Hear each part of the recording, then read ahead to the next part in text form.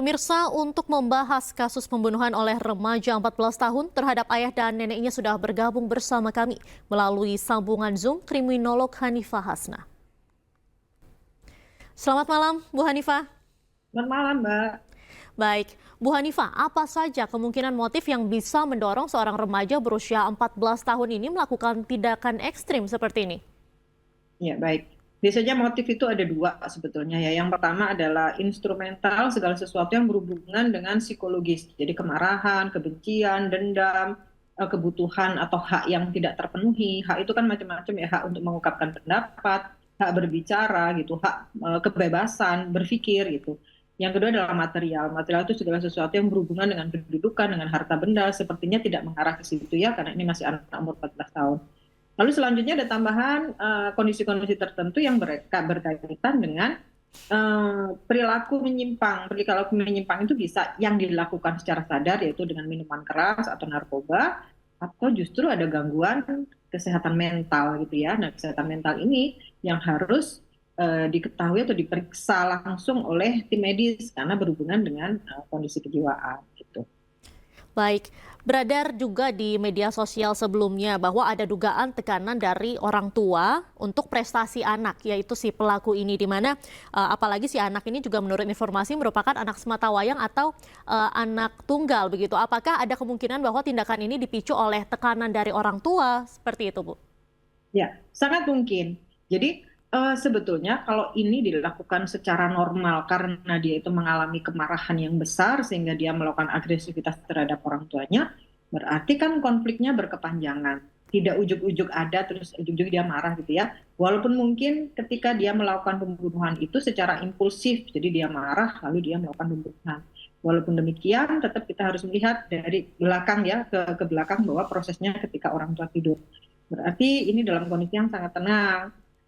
Entah dia ada perselisihan sebelumnya, sebelum tidur, sorenya atau sebelum melakukan itu, tetapi setidaknya ketika dia berkonflik, berarti konflik ini sudah lama gitu ya, sehingga menimbulkan keinginan untuk melakukan penghilangan nyawa karena dia anggap mungkin orang tuanya inilah yang membuat hidupnya menjadi tidak nyaman. Itu kalau kondisi normal, di luar kondisi dia ada kesehatan mental yang terganggu.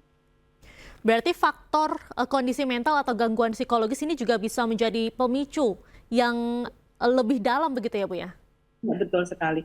Karena sebetulnya secara umum itu kan perilaku anak itu didasarkan atas 4 hal. Yang pertama adalah pengasuhan. Pola pengasuhan ini sangat mempengaruhi perilaku anak. Baik anak itu akan menjadi baik atau anak ini menjadi anak yang nakal atau delinquen gitu ya.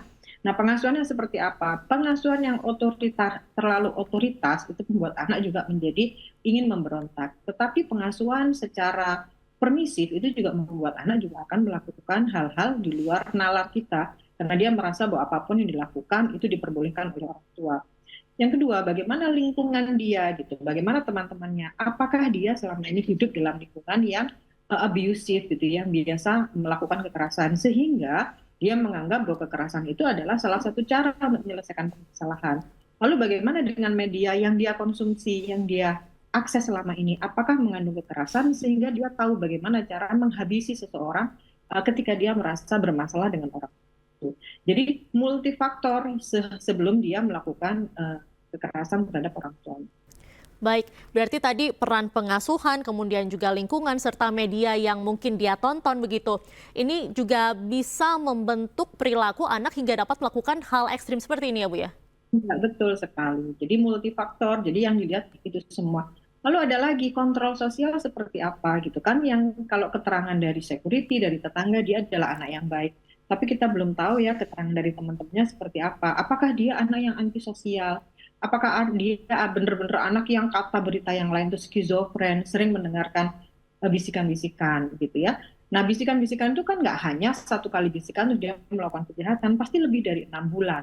Kalau sudah lebih dari 6 bulan berarti seharusnya orang-orang di sekitar mengetahui keanehan-keanehan ini gitu. Kalau nggak tahu berarti kan kontrol sosial tidak ada sama sekali. Jadi perlu diketahui dari lingkungan sekitar karena sekarang kan mungkin ibunya tidak bisa dimintain keterangan, dia juga tidak bisa dimintain keterangan, orang-orang di sekitar dia itu yang bisa dimintain keterangan seberapa normal perilaku dia baik di sekolah maupun di lingkungan.